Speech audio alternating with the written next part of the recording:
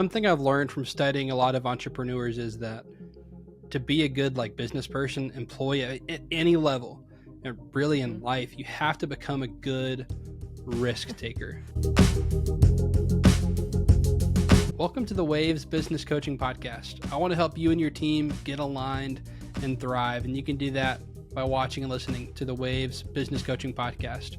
This week, I give the interview mic to my wife, Addie, and she's actually going to interview me about chapter 1 of my book. And chapter 1 is Take Advantage of Unexpected Opportunities. My book, Master Your First Job, comes out in just 5 weeks. You can order the book using the Amazon link below or go to masteryourfirstjob.com.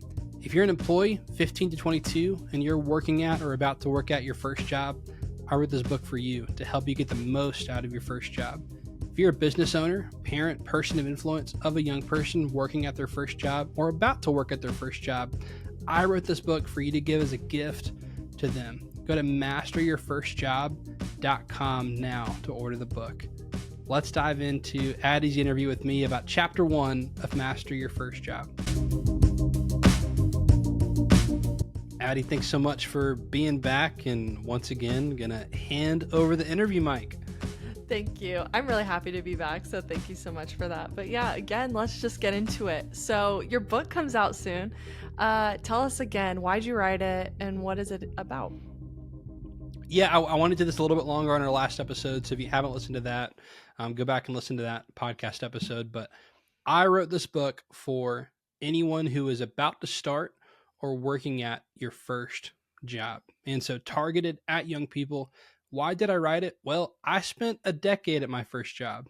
And I feel like after 10 years, Yeah. I finally can say that I figured it out and that I mastered my first job. And I want to take over 10 years of experience and things that I learned and equip a young person with it at the beginning or in the middle of their first job so that they can expedite that process and learn what it took me over a decade to learn and learn it and apply it a lot more quickly. So the book is called Master Your First Job. It's the remarkable path from first day to first promotion. And that's really what it is. I walk you through how to get through everything from your first day all the way through hopefully getting your first promotion.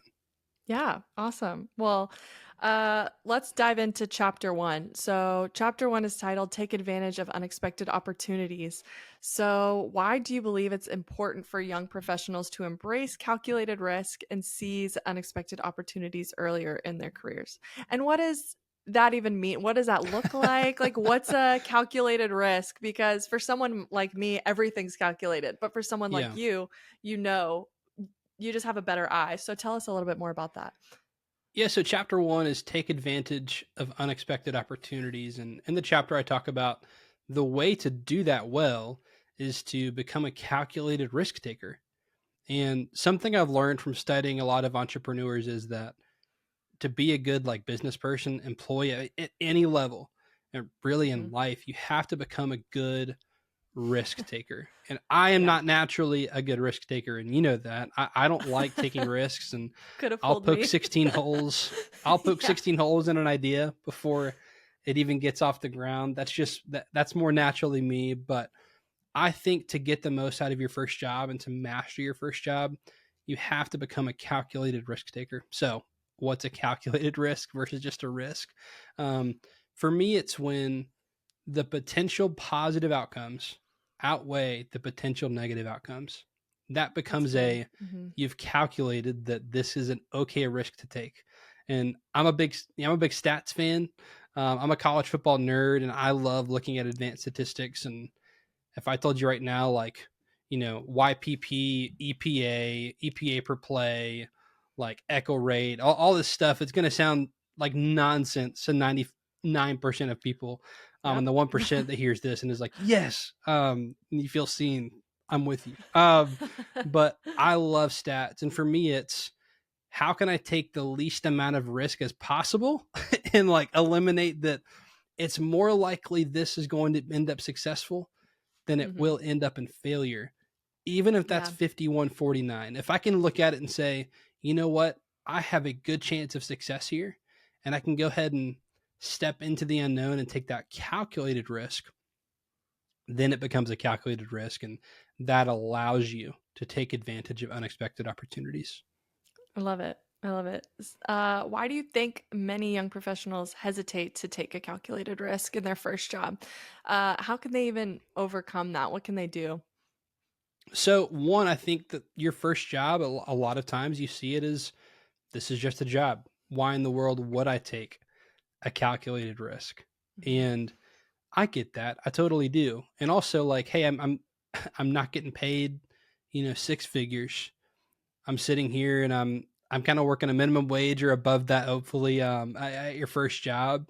And why would I take any risk at this job? I'm just going to do what I'm Yeah. told, or I'm going to quit and I'm going to walk away Mhm. if I don't like this. So, how can you get over the hesitation? I think number one, seeing your first job is not just a job. I think seeing your first job as an opportunity to advance your career. And two, finding ways to, if you're going to take a risk, number one, you might find something you love, which I'll get into it in a minute, but that's a part of my story is if I wouldn't have taken a calculated risk, there's a good chance we would have never met at that point. So I know. there That's were a few crazy. calculated risks along the way that I jumped into that changed my literally my entire life.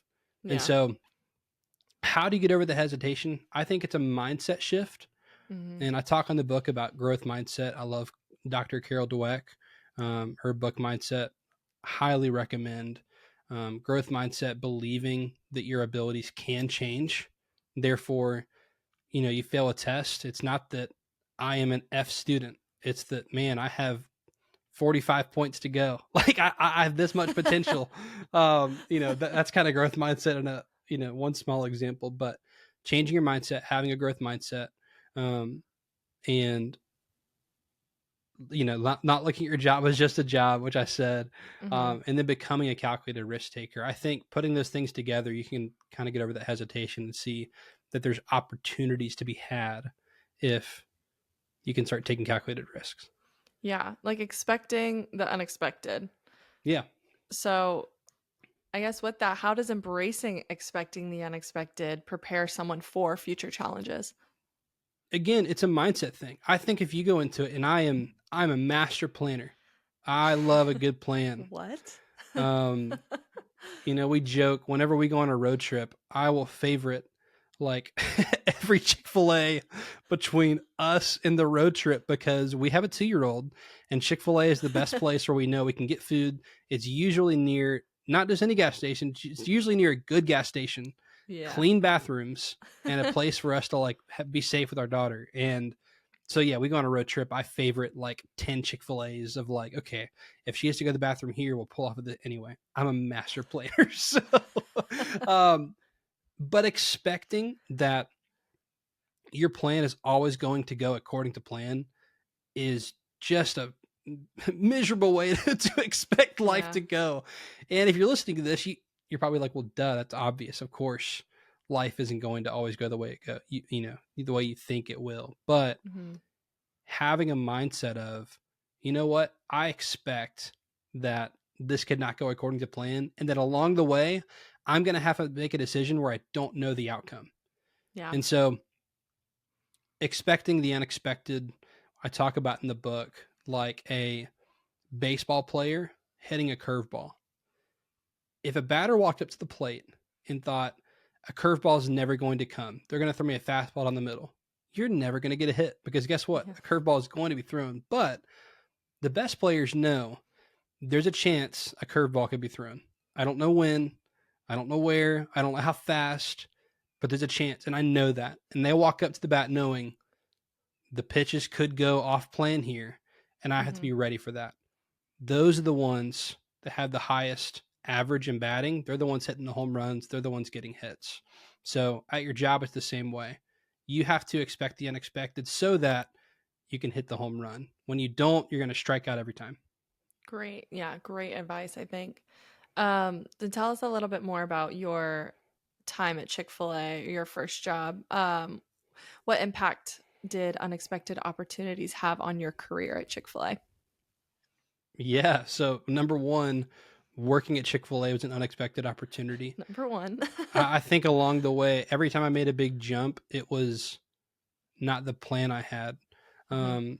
At one point I said I wanted to work for my friend Gage, who's an operator, Chick-fil-A operator in San Diego. And I told him like, hey, whenever you become an operator, I'll move wherever and go be with you. But then he introduced you and I was like, well, that's not going Mm. to be the plan anymore. And I'm trying to get to Florida.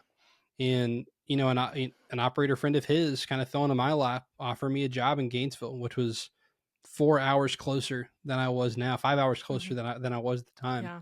Um, Getting to go work in Tampa for the operator I worked for, Evan, going to work for him was unexpected. I had applied for, I think, the three other Chick-fil-A's in the Tampa Yeah. area, hadn't even heard of him. And Mhm. again, happenstance that someone mentions his name and is like, hey, before you accept a role, maybe check out him and see if he'd be willing to interview you. The Mhm. support center. I had a plan and a time of, summer of 2021 is when I will apply for a job at the support center. And you and I were moving to Atlanta in February of 2020 to Yeah. go work for Chick-fil-A Inc. at that point. So I think along the way, nothing went according to my plan, but it went Mhm. so much better. And so expecting the unexpected had a huge impact on my career opportunities along the way. And I talk about it in the book. I obviously know the behind the scenes of all of that, but kinda when you spell it out, just like of everything back to back of things not Yeah. going your way Yep. or not in the way that you would think, it's really encouraging. Just hopefully to anyone listening that it can be good if you don't get your way. That's So, right.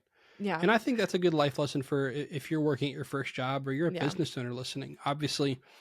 embracing the fact that unexpected things are going to come and Yeah. that's okay. And in hindsight, it might end up way better than you could have even planned, which is Mhm. exactly what happened for me and my story. Yeah, I love that. Well, tell us more about resilience. So it's really important um, when opportunities don't immediately seem beneficial. So how can you keep going whenever you're like you don't know what's Yeah. next? Yeah. Bad news for everyone listening. You're going to get told no.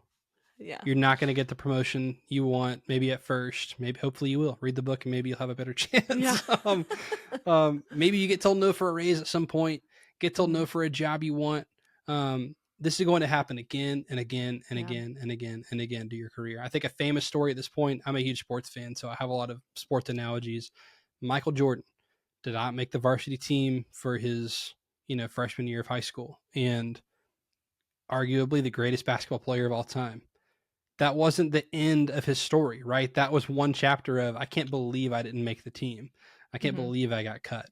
Um, Resilience is so important because if you think it's bad now at your first job, the no's you get later are only going to get so much worse. And Mhm. so if you stop at the first no, you've got to start practicing getting past that and being resilient because the no's get, I mean, I'm just being honest, the no's get harder Yeah. later in life. And so your first job is an excellent opportunity to practice being resilient and having perseverance of, okay, I got told no for this, or this specific thing didn't go the way I wanted. What are you going to do now? What's that next step you can do to set yourself up for success the next time? Mhm. And I write about a specific story in the book to go along with that, and maybe we'll talk about it. But yeah, resilience is so important at your first job because it's going to come up again and again and again throughout your Mhm. career. Yeah, and a no does not mean that you're not valued for That's all of right. the listeners out there, readers out there that are anything like me. Yep. It does You're not still mean good. absolutely. Yep. All right, well, last question, we'll kind of wrap it up. Share a personal story or a turning point in your career where taking a calculated risk led to significant growth or success. I'll share one specifically that's in the book, and then I might get to two. So Okay. again, my plan was as a high schooler, I'm 16 and think I'm all that and had a car. I had a black 2001 Honda Accord and it even had like a I had this will show my age a little bit and the age of the car. Um I got this in 2012. So it was a decade old car at that point whenever I got it. But in 2001 they weren't making cars that had Bluetooth, but all my music was on Spotify on my iPhone. And I was so happy that the previous car owner had a cassette tape in the car with an Oh my aux gosh. cable attached. I remember You know what I'm these. talking about? I had one Yeah. too in my Camry. That's right. That's right. So, yeah, I was pumped for to have this black Honda Accord. It had a sunroof. It had the cassette tape with the aux cord. I was so excited for this car.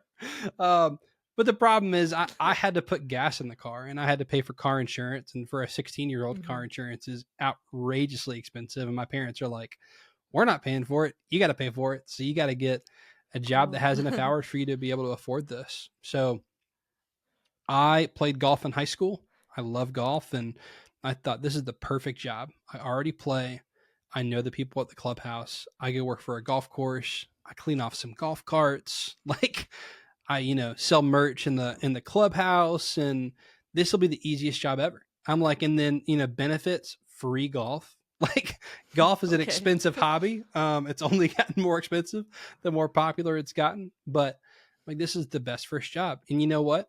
Again, calculated risk. I'll increase my chances. Stat nerd over here. I'll apply to 3 different golf courses. Like at some point, I'm like, at least 2 of them are going to call me back. And then I'll get to choose which one's going to pay me more and I'll go work there. So I walked in and I mean, this is funny that even in 2012, I had to do this go and get a paper application. So I had to walk in and ask one of the people for a Oh paper my goodness. application, go Yes. home, fill it Oh out with wow. all my Yeah. info, paper and pen, come turn it Yes. back in person for all Wow. 3 of these golf courses.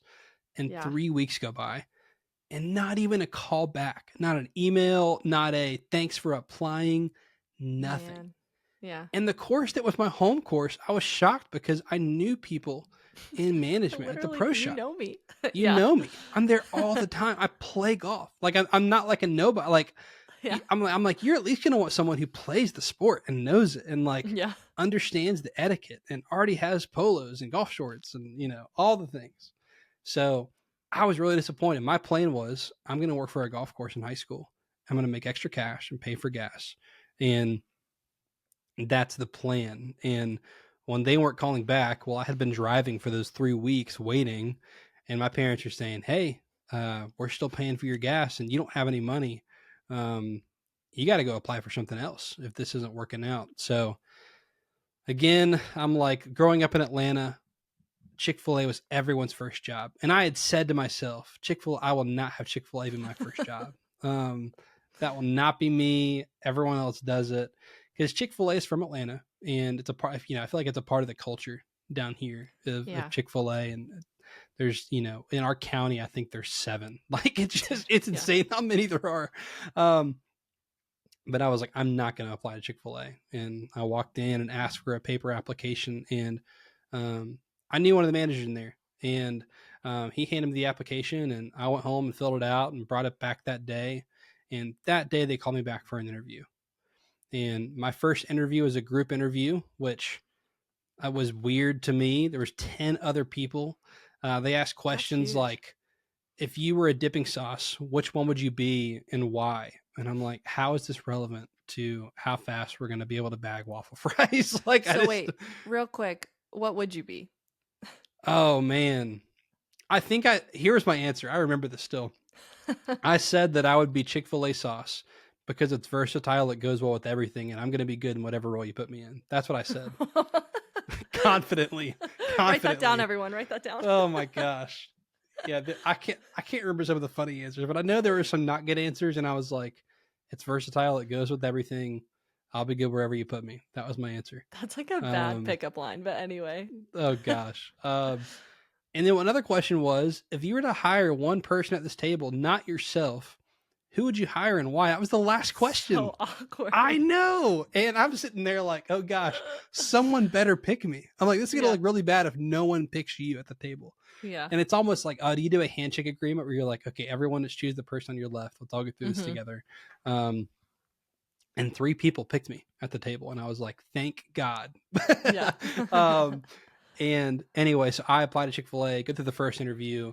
They call me back for a second interview. And the second interview, got offered the job. And the hours were flexible. The pay was better than what was at the golf course. And long story short, I spent over Yeah. 10 years Yeah. at Chick-fil-A.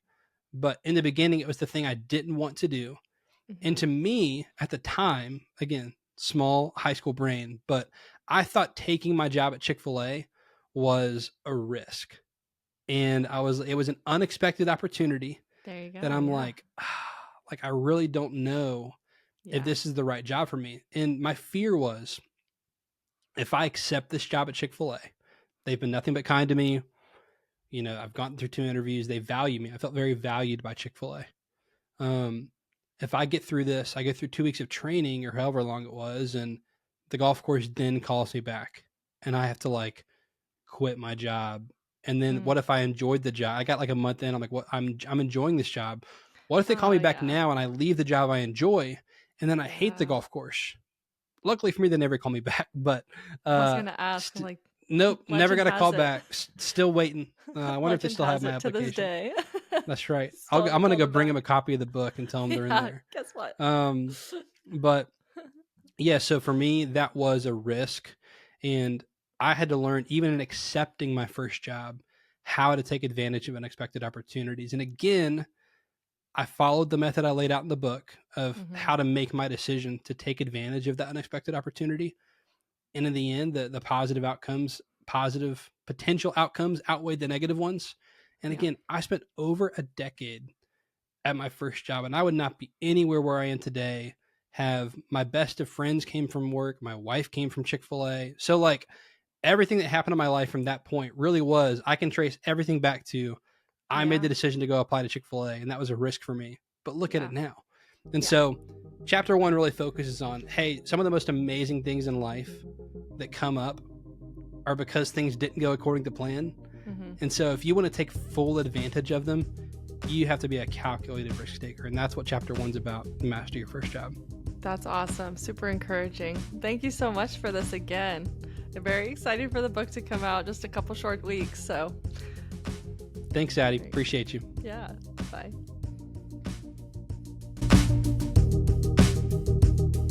Thank you so much for watching and listening to this episode of the Waves Business Coaching Podcast. Huge thank you to my wife, Addie, for interviewing me about chapter 1 of the book. Great conversation. Loved getting to talk about the book for the first time. The book comes out in 5 weeks, but you can pre-order it now on Amazon or by going to masteryourfirstjob.com. As a bonus, when you order the book, I'm giving away the audiobook and a video summary absolutely free. Once you order the book, which you can do at masteryourfirstjob.com or directly with the Amazon link below, you'll be able to get those bonuses of the free audiobook and a free 15-minute video summary of the book. So be sure to do that now. Just 5 weeks this book comes out, and I can't wait to get it into your hands. Thank you so much for watching and listening to this episode. Take care.